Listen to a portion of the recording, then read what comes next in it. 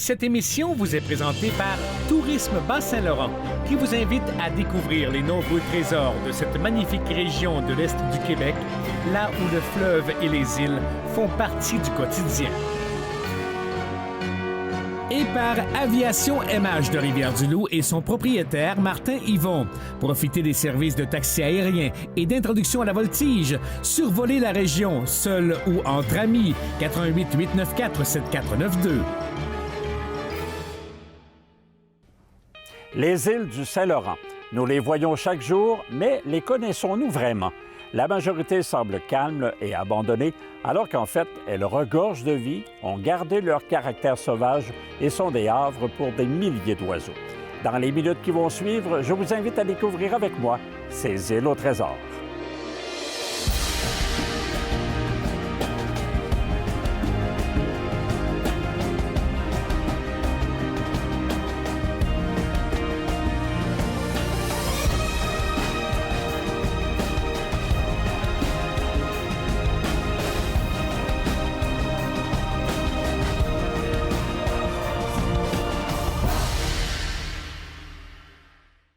Ici Michel Hervé, bienvenue à cette émission des îles au trésor. Cette semaine, complétons notre aventure sur l'île Notre-Dame des Sept Douleurs avec M. Léopold Fraser, qui la connaît très bien, il y est né. Notre chroniqueuse Mireille Poulain nous parlera entre autres de goélands, de mouettes et de pêche à l'oursin, alors que Jean-David Viel nous entretiendra de la récolte de zostères et des manufactures du village.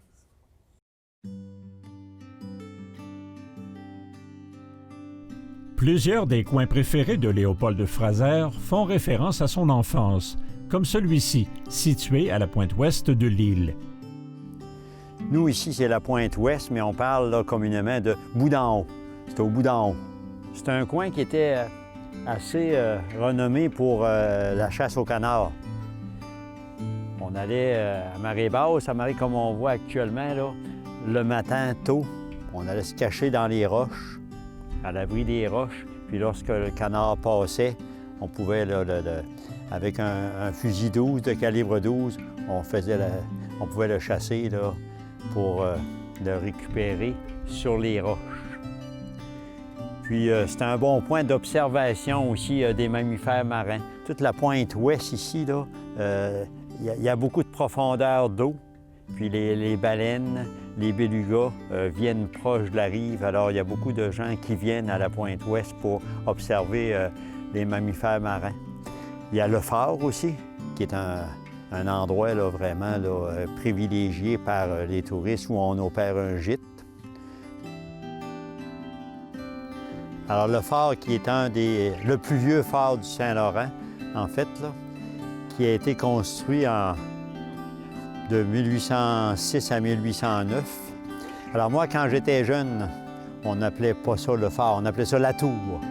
Puis je me souviens, lorsqu'on avait de la visite, là, qui venait chez nous l'été, soit de la parenté de mon père ou de ma mère, les oncles et tantes, à chaque fois, il fallait venir virer au phare, qui était la tour. Puis on montait dans la tour. On montait dans la tour, on sortait. Actuellement, c'est plus possible, là. Au niveau sécurité, on ne sort plus en haut du phare. Quelqu'un peut monter, là, il peut avoir une visite. C'était la tour, c'était une place là, où on devait aller à chaque été avec les gens qui venaient. C'est plus vraiment opérationnel, il n'y a plus de gardiens. Puis il y a l'île Rouge qu'on voit en face aussi, là, qui a une lumière, puis il y a encore des phares sur l'île Rouge. C'est comme ici, la lumière est toujours là. La lumière du phare est là, mais c'est complètement automatisé.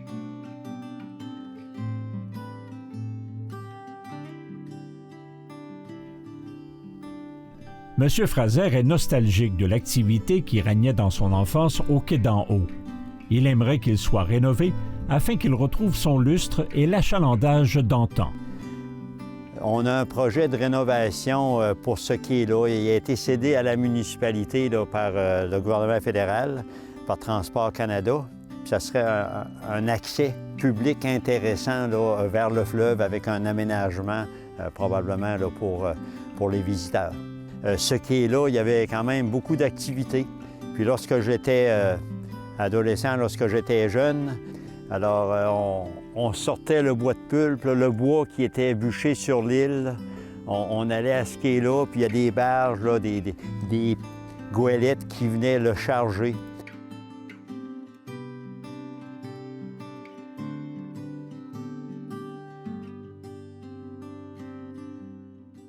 Les vêtements que porte Michel Harvey, animateur des Îles au Trésor, sont gracieusement fournis par le Centre Mode Beaulieu du 325 rue Témiscouata à Rivière-du-Loup, qui vous offre une vaste gamme de vêtements mode pour hommes, femmes et enfants pour toutes occasions. Merci à Parc Marin Saguenay-Saint-Laurent, le gouvernement du Québec et du Canada, qui sont fiers de collaborer à la série des Îles au Trésor grâce aux magnifiques capsules réalisées qui présentent le fleuve, les îles et leurs particularités. Merci. Ici Jean-David Viel. Aujourd'hui, aux Échos du Large, je vais vous parler de la récolte de la zostère.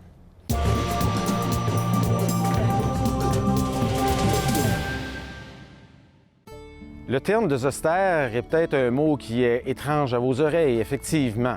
C'est un mot qui s'écrit Z-O-S-T-E-R-E.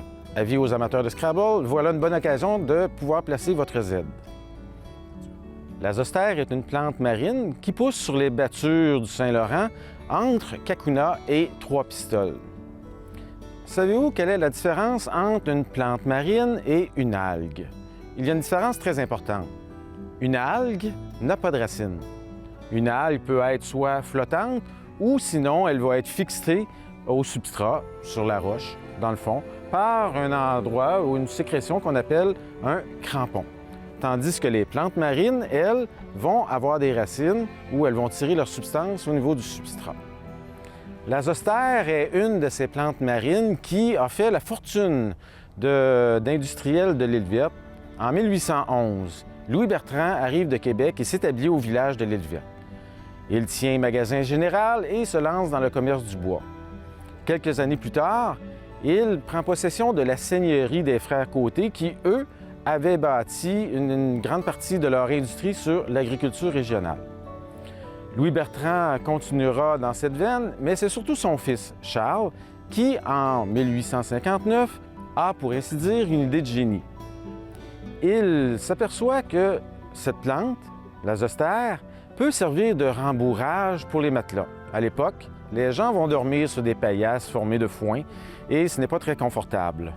Donc, il rembourse ses matelas avec la zostère et il crée ainsi un nouveau métier, c'est-à-dire faucheur de zostère. À marée basse, les gens vont récolter cette plante sur les battures. Ils en remplissent de plein chaland, c'est-à-dire des bateaux plats, qui sont remplis à ras-bord. Les gens amènent ces plantes sur la terre ferme et là, ils vont les étendre dans les champs. La pluie lavera les plantes et le soleil les fera sécher. Par la suite, ils seront incorporés dans les matelas qui connaîtront ainsi une nouvelle vie, une nouvelle vague.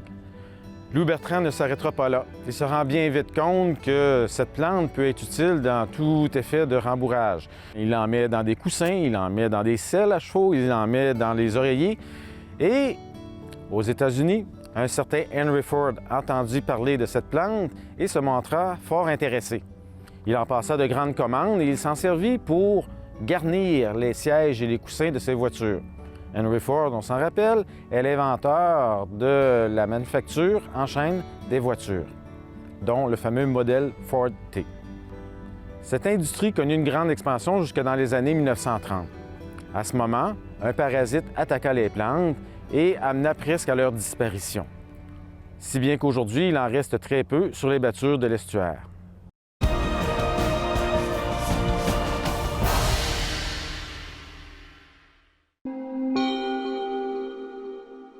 Vous connaissez la magie des marais? Dans ces précieux milieux, les eaux polluées sont filtrées et épurées. Tel est le pouvoir de ces basses terres, en partie inondées par les eaux de l'estuaire du Saint-Laurent. Les marais jouent un rôle écologique majeur. Ils contribuent au maintien de la biodiversité, l'un des éléments clés du parc marin. Ils abritent d'ailleurs plus de 50 espèces de plantes. Or, les marais demeurent des habitats très sensibles en milieu riverain. Les eaux stagnent dans les marais, qui se transforment alors en tourbières à mousse et à roseaux, ce qui leur confère un pouvoir de filtration et d'épuration remarquable. L'état du milieu côtier, dont les marais, et des bassins versants est préoccupant, car des contaminants transportés par les cours d'eau s'accumulent dans le parc marin. Ici, dans la baie de l'Île Verte, se trouve l'un des derniers grands marais aspartines de l'estuaire du Saint-Laurent. Environnement Canada protège ce secteur naturel qui recèle une faune ailée et une flore diversifiée. Ces marais salés ont aussi le statut de terre humide d'importance internationale pour la sauvagine. Une visite au centre d'interprétation de la baie de l'Île Verte et une randonnée dans ce milieu singulier s'imposent lors de votre séjour dans la région.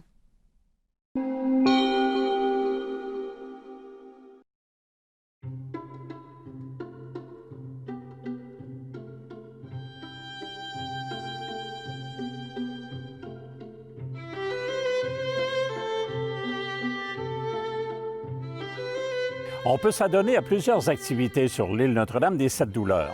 Sentier de la Boîte, musée du squelette et surtout le cyclisme.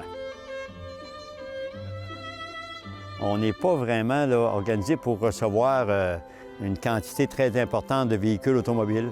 Alors, on essaie de faire la promotion là, que les gens rentrent à pied ou à vélo pour se déplacer. Fait que les gens, là, souvent, là, s'ils viennent juste pour la journée, ils vont traverser soit à vélo ou à pied. Puis nous, au niveau de l'île, à cause de notre capacité au niveau là, du chemin, bon, ça fait notre affaire là, que les gens traversent plutôt à bicyclette ou à pied. Certaines activités sont tout à fait inusitées, comme le Sentier de la Boîte qui attire chaque année son lot d'amateurs. Le Sentier de la Boîte est né un peu pour se rappeler la tradition. Parce qu'autrefois, on pouvait traverser là, à marée basse dans les grandes marées, parce que dans le bout là, où vous avez traversé justement avec le Peter Fraser, avec le traversier ce matin, dans les grandes marées, ça assèche complètement. Puis on pouvait se servir de ça pour traverser. Moi, je me souviens, là, j'étais petit gars, puis mon père avait acheté un cheval, puis j'avais traversé à dos de cheval là, pour rentrer le cheval à l'île. Puis des fois, il y a des gens qui traversaient là, un peu par là de la machinerie, en passant en haut de la rivière. Là. Bon, puis là, moi, je dirais là, environ une trentaine d'années, il y a des gens qui ont décidé de refaire ça, remémorer la tradition. Il y avait quelques personnes au début, puis seulement peut-être une quinzaine de personnes. Puis d'année en année, ça a été popularisé, puis le nombre de personnes là, a augmenté. Puis on en est rendu là, à environ là, cet été, je crois, ça a eu lieu le 1er août. Alors je crois qu'il y avait 400 personnes.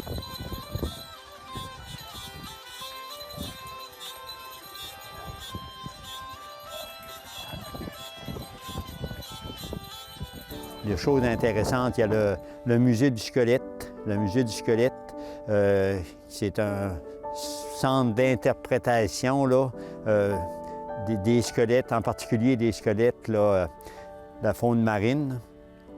C'est M. Pierre-Henri Fontaine là, qui opère ce musée-là.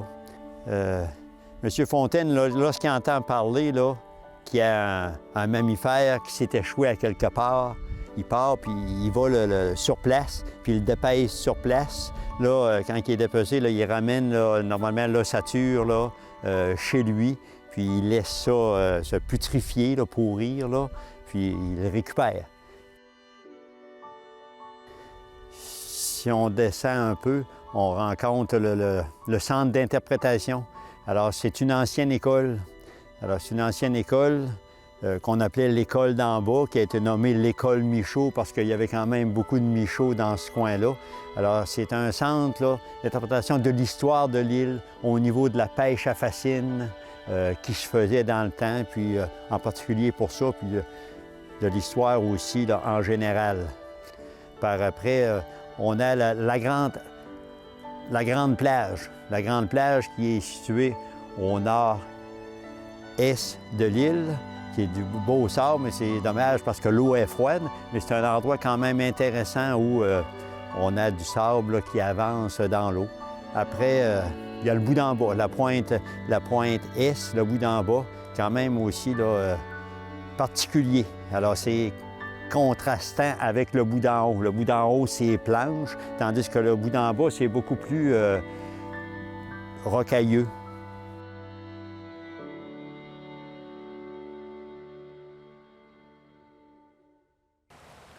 Ici Mireille Poulain. Aujourd'hui, à la chronique Go-Oiseau, nous parlons de la différence entre les mouettes et les goélands.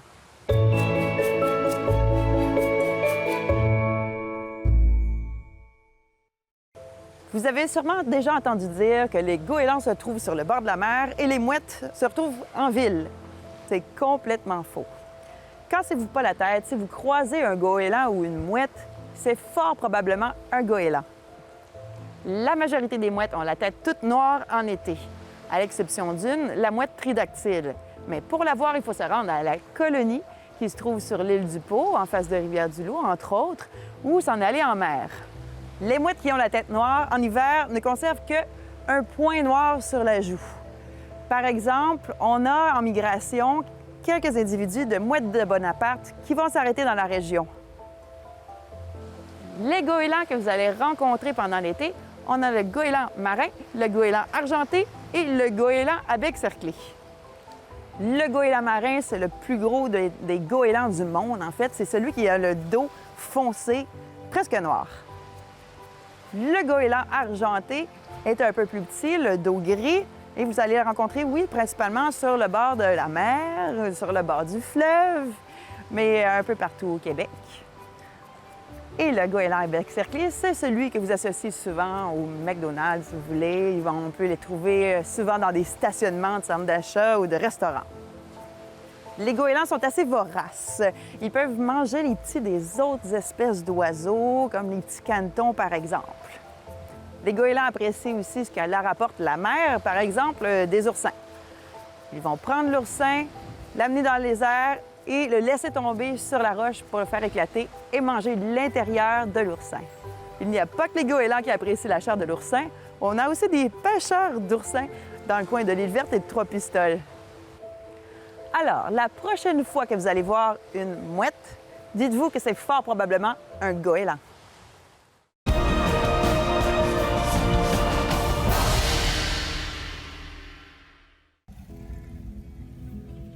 Ça y prend beaucoup d'espace. Allez là-bas. Non, c'est Allô! Impossible de rencontrer un habitant de l'île Verte sans qu'il vous parle de son attachement à cet endroit sans pareil. L'enracinement à l'île Verte est très fort. On est parti, ma famille, mon père a quitté l'île à Contrecœur. On est tous partis à Contrecœur parce qu'il voulait qu'on étudie. Alors on est sortis de l'île, on était allé étudier. Finalement, on a travaillé, mais moi, j'ai toujours eu envie de revenir. Alors, je suis revenue il y a 15 ans. Je suis revenue parce que je m'ennuyais, parce que c'était chez nous.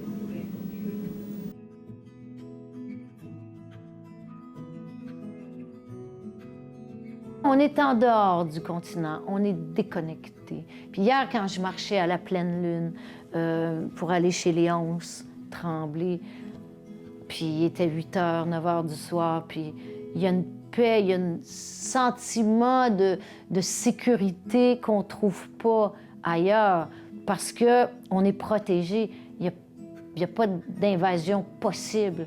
Il faut prendre le bateau, puis tout le monde sait qui est rentré dans l'île.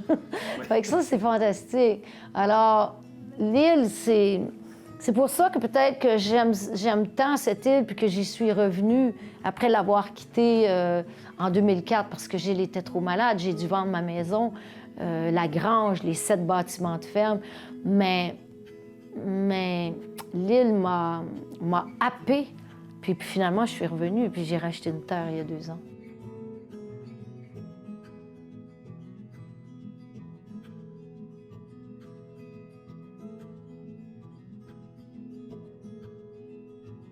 Non, je suis né à l'île aux Coudes, une famille de 17 enfants.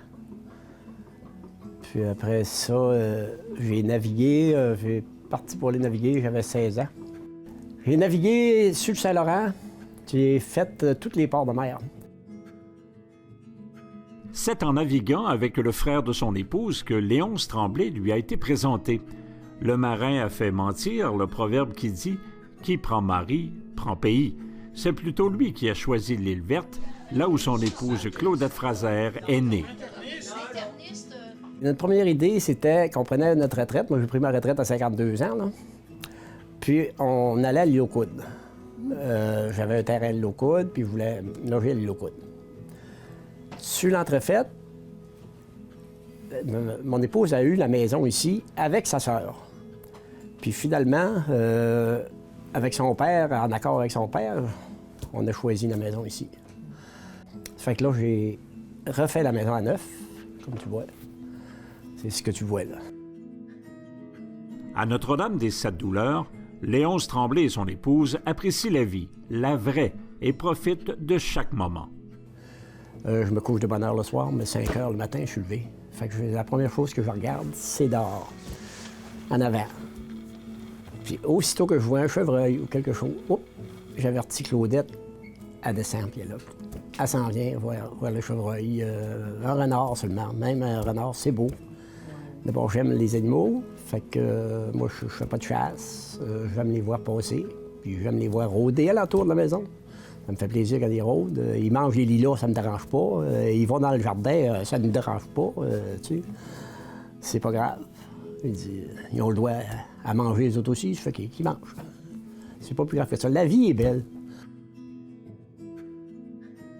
Ah, la tranquillité, la paix, le camp, la nature. Moi, j'aime beaucoup la nature, la chasse, la pêche. L'hiver, c'est la pêche, j'allais par là. Là, on est dans plein de temps de la chasse. Là. Chasse à l'ornial, c'est fait. Le chevreuil, s'en vient en fin de semaine. Ah non, j'aime la tranquillité. Je sors l'autre bord, j'ai hâte d'en rentrer à l'île. Ah, puis c'est vrai, là. Ah, oui. Ah, oui. Sortie à la sortie, oui, après. Quand elle a aidé ses enfants. Les gens de l'île verte sont colorés, uniques, authentiques. À cet endroit, le réseau social, ce n'est pas Facebook qui l'entretient, c'est l'île elle-même et ses habitants. Ça, c'est une espèce de relique pour moi, là. C'est la vessie du cochon. Ah! C'est quand on a tué le dernier cochon ici, j'ai dit à ma petite fille, j'ai ramassé la vessie. Je l'ai toute traitée, je l'ai travaillée, puis ça vient comme de la soie, ça, quand ça vient vieux. Là, j'ai dit à ma petite fille, j'ai dit à Émilie, quand tu vas te marier, ça va être ta bourse. Mais là, sa mère, Diane, a dit, Émilie, marie-toi jamais, c'était pour porter une vessie de cochon. Je veux...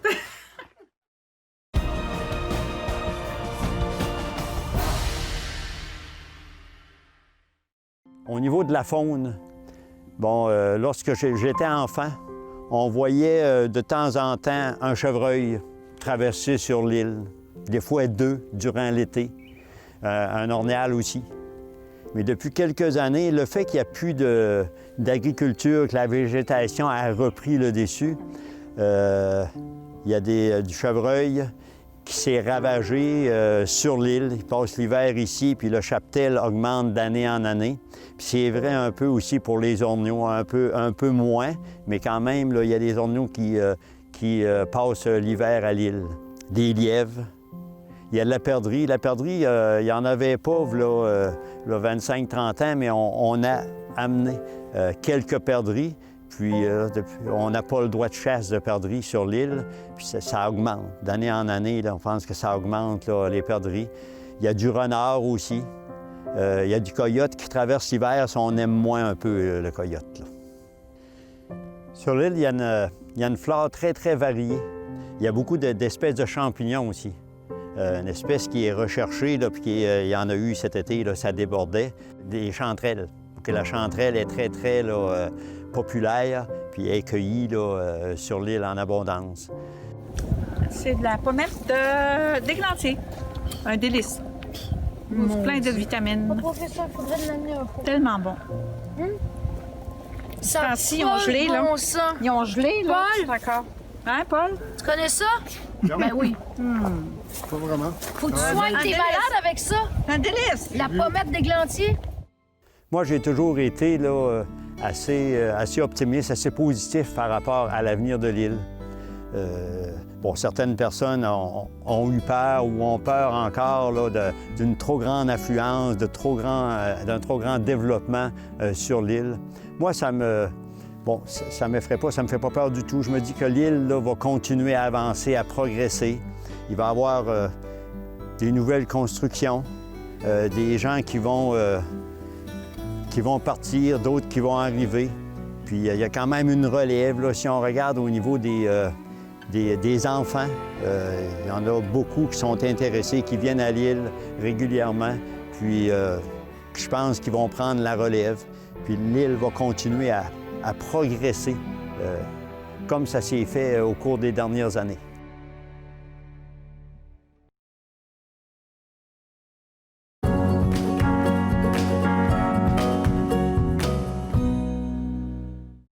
Je m'appelle Marc Larouche, je vous parle directement de la pointe de Rivière-du-Loup en compagnie de Karine Lebel de Tourisme Bas-Saint-Laurent. Karine, bonjour. Bonjour. On nous parle aujourd'hui de motocyclisme dans le Bas-Saint-Laurent. Effectivement, on a remarqué une tendance depuis plusieurs années que les motos sont à la mode. Plein de gens se promènent en moto et on veut profiter de ça aussi pour leur faire découvrir notre magnifique région. Donc, il y a plusieurs circuits ici qui sont accessibles. Effectivement, Tourisme Bas-Saint-Laurent et en collaboration avec Tourisme Gaspésie, on a concocté plusieurs circuits qui fait le tour des régions. Donc, au Bas-Saint-Laurent, on a le circuit de la route des navigateurs qui longe le fleuve. On a le circuit de la route des frontières et des lacs qui longe, dans le fond, la 289 jusqu'à Ponegamook et jusqu'aux lignes du Nouveau-Brunswick et du Maine. On a aussi le circuit des Basques et du Haut-Pays qui relie la région des Basques, Trois-Pistoles jusqu'à Rimouski, qui fait une belle boucle avec la 232. On a aussi le circuit des Aboiteaux et des Plateaux, qui est toute la région du Kamouraska. Et un petit circuit qu'on vous propose comme nouveauté pour faire le JAL, là, tout ce qui est de Saint-Just-du-Lac, des Gelis et tout l'arrière-pays qu'on voit moins souvent. Alors, tout est dans cette brochure que l'on retrouve à Tourisme Bas-Saint-Laurent. Tous les détails sont là. Karine Lebel, merci beaucoup. Merci. La semaine prochaine, on se transporte sur l'île aux Pommes, une réserve naturelle privée. Son propriétaire, M. Gaston Derry, sera notre hôte. La visite des lieux vous surprendra. Ici Michel Hervé, merci d'avoir été là et à la semaine prochaine. Bon vent!